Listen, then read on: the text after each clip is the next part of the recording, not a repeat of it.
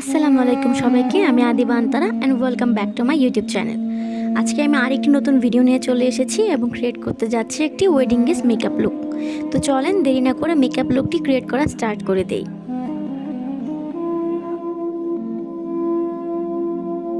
তো স্টার্ট করছি makeup look. প্রথমে অ্যাপ্লাই করেছি ময়শ্চারাইজার, তারপর আমি অ্যাপ্লাই করেছি এই কনসিলারটি, এলিগারের কনসিলার। আমি আমার আইব্রোটা একটু আর্ট করে নিচ্ছি, যেহেতু আমার আইব্রো ব্ল্যাক করা না এবং আমি খুব একটা আইব্রো আর্ট করতে পছন্দ করি না, আমি প্রতি ভিডিওতেই বলে থাকি।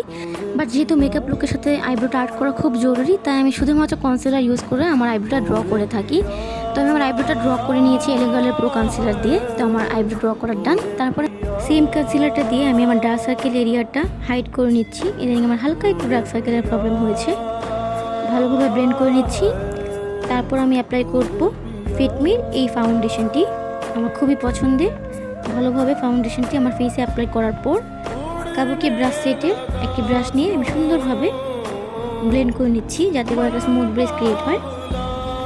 তারপর আমি হালকা একটু কম্প্যাক্ট ইউজ করেছি, কারণ আমি আই মেকআপ স্টার্ট করবো। হুদা বিউটির প্যালেট ইউজ করেছি, তার থেকে একটা হালকা ব্রাউনি শেড এবং হালকা একটা ক্রিমি শেড নিয়ে ফার্স্ট আমি ক্রিমি শেডটা অ্যাপ্লাই করেছি, তারপরে ব্রাউনি শেডটা অ্যাপ্লাই করেছি। ফুল এরিয়াতে অ্যাপ্লাই করার পর আমি একটা কাট ক্রিজ করার চেষ্টা করছি। তার জন্য আমি কনসিলার অ্যাপ্লাই করে কাট ক্রিজ ক্রিয়েট করার ট্রাই করেছি। যদি আমি খুব ভালো একটা কাট ক্রিজ ক্রিয়েট করতে পারি না, বাট তারপরও ট্রাই করেছি। তারপর আবার একটু ব্রাউনি শেড নিয়ে ভালোভাবে ব্লেন্ড করে নিয়েছি, যাতে করে স্মুথ হয়। তারপরে একটা হোয়াইট কালারের শিমর ইউজ করেছি সিলভার কালারের, তারপর আমি গ্লিটার ইউজ করেছি। তারপর আমি একটি উইংড আইলাইনার ক্রিয়েট করেছি। তো আমার আইলাইনার ক্রিয়েট করা ডান।